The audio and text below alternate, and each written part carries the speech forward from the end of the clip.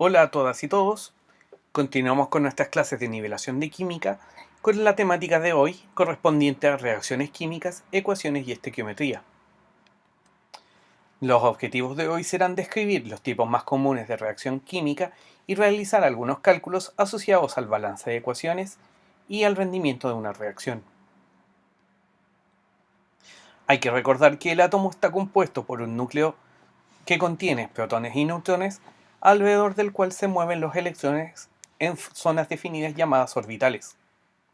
Los electrones en la capa más externa, denominada capa de valencia, permiten la interacción entre los átomos para formar los distintos tipos de enlace, como mencionamos antes, el enlace iónico, enlace covalente y enlace metálico. Algo importante a recordar también son las leyes que rigen el comportamiento de la materia, lo cual será fundamental para los procesos de reacción. Lo primero es recordar la ley de conservación de la materia, donde nada se crea ni se destruye en la naturaleza, solo se transforma. Esto implica que en toda reacción química, la masa de los reactantes siempre será igual a la de los productos. La ley de las proporciones definidas, que establece que diferentes muestras de una sustancia pura siempre contienen la misma proporción de elementos. Y finalmente, la ley de las proporciones múltiples, donde los elementos se pueden combinar en diferentes proporciones entre sí, pero siempre en una relación de números enteros. Las reacciones químicas serán procesos por los cuales una o más sustancias, denominadas reactantes, cambian para formar una o más sustancias nuevas, denominadas productos. Estas reacciones se representan mediante ecuaciones químicas que utilizan los símbolos de las distintas especies involucradas para mostrar lo que ocurre durante el proceso. Tal como lo mencionamos antes, las reacciones siempre van a obedecer tanto a la ley de conservación de la materia como a la ley de la conservación de la energía. Muchas reacciones van a ocurrir en medio acuoso, esto implica disueltas en agua. Este punto es fundamental para la existencia de la vida en nuestro planeta, debido a que muchas de las reacciones de importancia biológica van a ocurrir en medios acuosos. El estudio cuantitativo de la relación entre reactivos y productos se denomina estequiometría. Todas las reacciones ocurren debido a la colisión que existe entre los reactantes al encontrarse en el medio en que se encuentran disueltos o presentes en el espacio. Esto implica que la colisión transfiere energía cinética que permite romper enlaces y formar nuevos para obtener los productos. Durante este proceso se van a formar sustancias denominadas intermediarios, que tal como lo sugiere el nombre, son productos intermedios durante la reacción.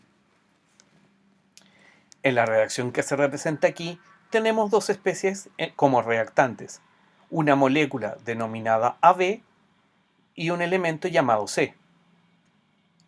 Durante los procesos iniciales, estas dos especies van a colisionar entre sí, formando un intermediario llamando CAB.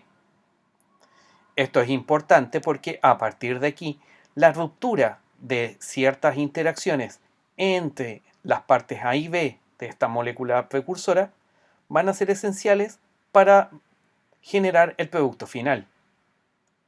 Esto implica que al romperse este enlace, se va a formar el producto Ca y se va a liberar como segundo producto el elemento B.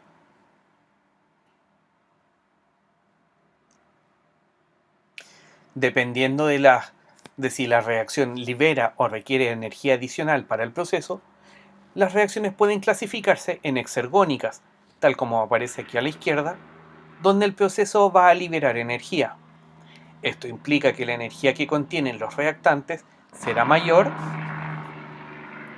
que la que presentan los productos. Por el contrario, si la reacción requiere obtener energía de una fuente externa, se denominan reacciones endergónicas.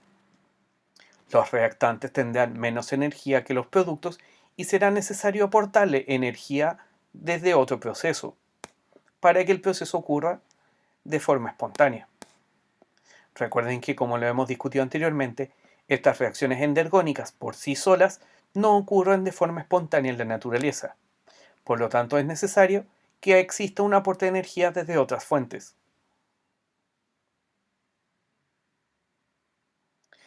Algunas de las reacciones que encontramos en la naturaleza se encuentran en un estado en equilibrio, es decir, la cantidad de reactantes y productos se mantiene constante en el tiempo. Como aquí vemos una reacción representada por cuatro elementos, A y B siendo reactantes, C y D como productos, en la condición de equilibrio, las concentraciones de los productos y de los reactantes será un valor constante. Esto implica que siempre se mantendrá una proporción, la cual denominaremos constante de equilibrio. Existe un principio denominado el principio de Le Chatelier, donde en sistemas aislados, cualquier desviación del equilibrio estimulará el proceso que tienda a restaurar dicho sistema al equilibrio. Esto implica que si estamos en la situación donde encontramos las cantidades en el punto de equilibrio que mencionamos en esta constante, si agregamos cantidades adicionales de algún elemento de la reacción, el sistema tenderá a restablecer el equilibrio. Por ejemplo, si agregamos mayor cantidad del reactivo A, la reacción tenderá a formar mayor cantidad de productos para restablecer el equilibrio y mantener este valor constante. Por el contrario, si agregamos el producto C, esto implica que la reacción tenderá a ir a la inversa, es decir, favoreciendo la formación del reactante A y B, de forma tal de mantener la proporción entre estas especies en el estado de equilibrio. Podemos relacionar las concentraciones de las especies durante la reacción con la cantidad de energía que aporta o necesita el proceso para que ocurra. Como lo mencionamos antes, el delta G, que es el valor de energía libre de Gibbs, tiene una relación directa con las concentraciones de los reactantes y los productos. Cuando estamos en una situación de equilibrio, este valor de delta G tiene un valor cero. Y este valor que aparece aquí se denomina delta G en condiciones estándar o delta G0.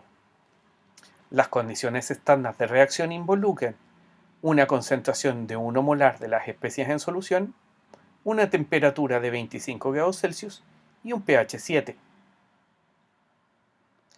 Cuando estamos con la reacción en equilibrio y el delta G es igual a 0, el delta G en condiciones estándar dependerá del valor de la constante de equilibrio. Esto implica que entre mayor sea el valor de la constante de equilibrio, el valor de delta G será mucho más negativo. Por lo tanto, el proceso será mucho más espontáneo. En cambio, si el valor de la constante de equilibrio es muy bajo y se acerca al valor cero, significa que el delta G en condición estándar tiene un valor mucho más positivo y por lo tanto la reacción no es espontánea, sino que es una reacción endergónica.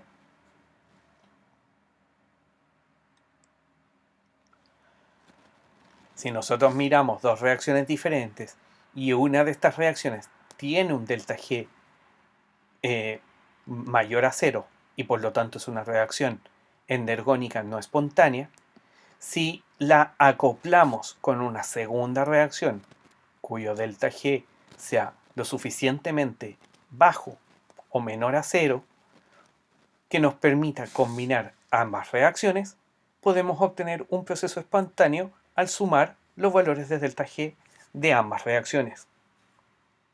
Esto lo conversamos durante la clase de ayer cuando mencionamos el ejemplo de la fosforilación de glucosa dependiente de la hidrólisis de ATP.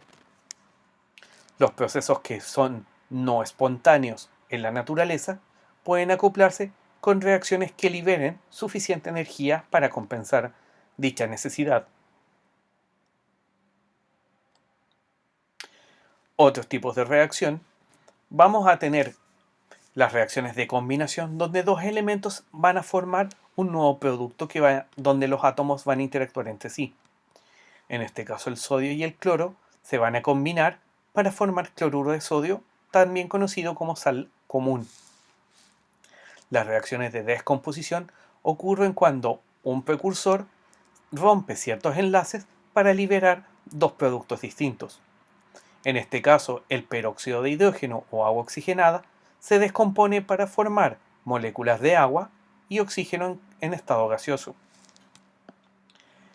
Las reacciones de combustión utilizan el oxígeno para obtener dióxido de carbono y agua. En este caso, los combustibles, tales como los alcanos, son capaces de combustionarse frente a una fuente de calor. Las reacciones de desplazamiento involucran, como el nombre lo sugiere, el cambio de un elemento por otro en una molécula determinada. En este caso, el átomo de zinc en estado sólido es capaz de desplazar al cobre presente en el sulfato de cobre. De esta manera, podemos formar sulfato de zinc y cobre en estado sólido. En las reacciones de precipitación, varios iones se juntan entre sí para formar un elemento sólido. En este caso, el cloruro de potasio interactúa con el nitrato de plata.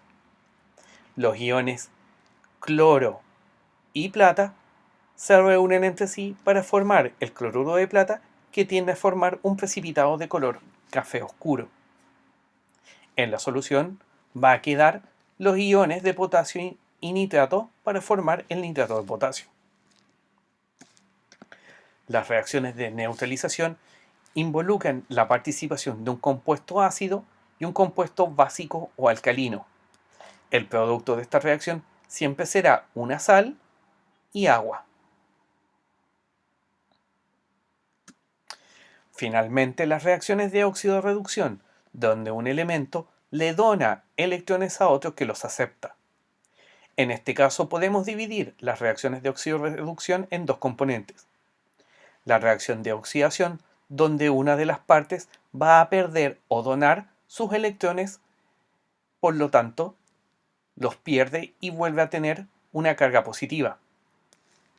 La reacción de reducción involucra que el otro elemento participante de la reacción va a aceptar los electrones, por lo tanto va a reducir su carga haciéndose más negativo, o en este caso va a quedar con carga cero. Este tipo de reacciones son fundamentales en los procesos biológicos, ya que existen moléculas capaces de aceptar electrones que provienen de los distintos componentes que se degradan durante el catabolismo celular. Dentro de esas moléculas aceptoras de electrones se encuentran el NAD, el NADP y el FAD. Cuando existen sustancias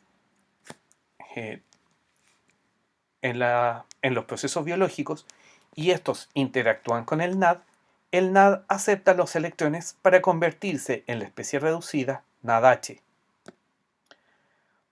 El sustrato que se utiliza y que interactúa con el NAD termina oxidándose. De manera análoga, el FAD es capaz de aceptar electrones que provienen de distintas moléculas durante los procesos celulares para formar el producto reducido FADH2.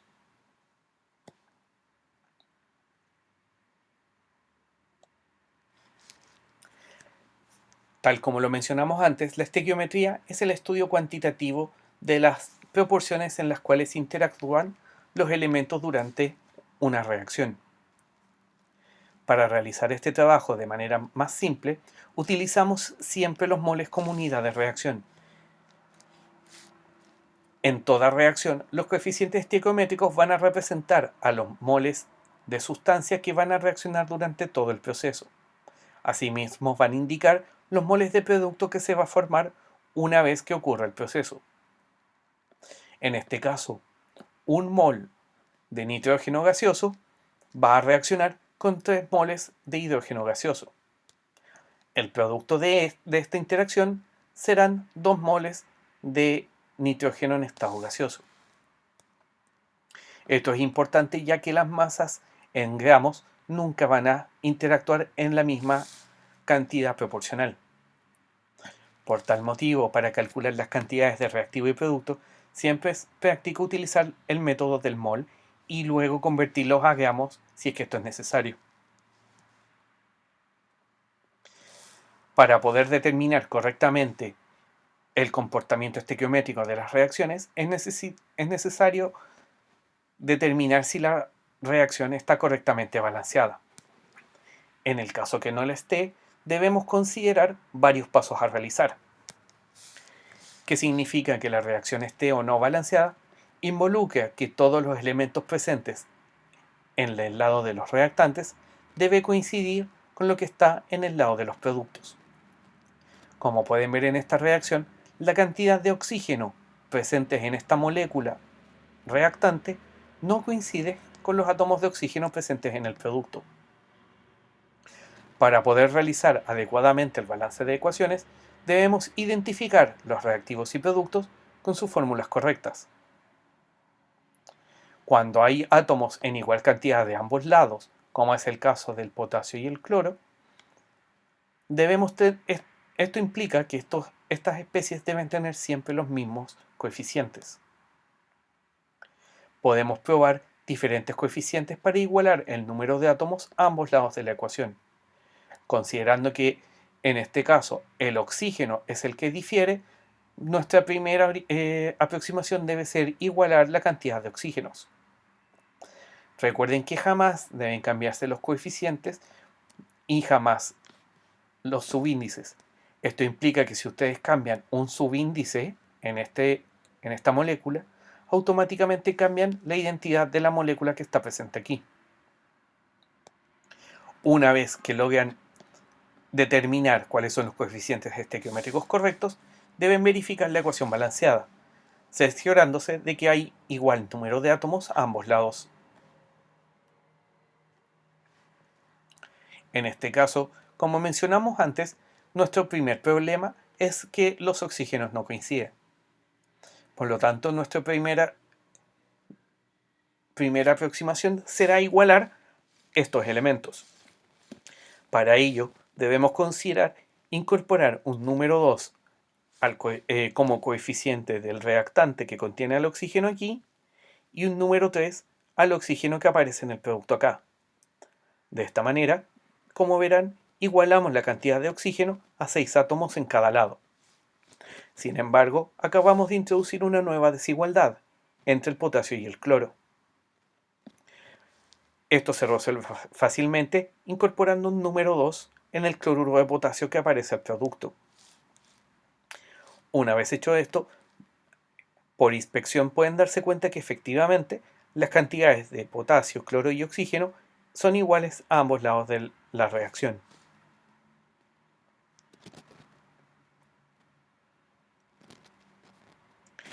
Durante los procesos, no toda la cantidad de reactivos van a estar en la proporción que indica la reacción y en algunos casos existirá más cantidad de uno que de otro elemento.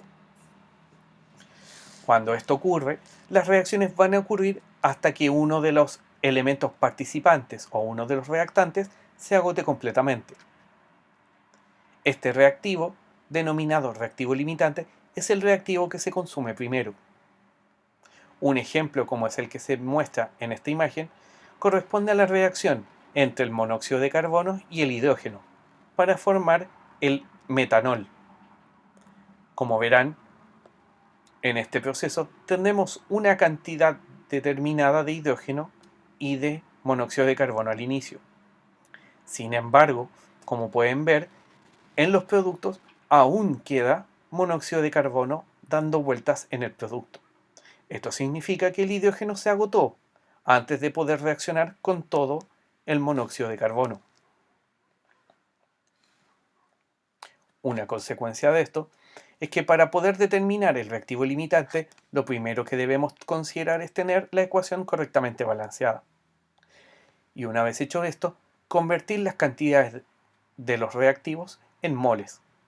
De esta forma, podemos saber exactamente cuáles son las proporciones de los elementos participantes de la reacción desde el comienzo. Una vez que hacemos esto, utilizamos la relación molar de la ecuación balanceada para calcular el número de moles de producto formado. En caso de ser necesario, podemos convertir, una vez hechos los cálculos anteriores, convertimos los moles a gramos o a la unidad de nuestra preferencia.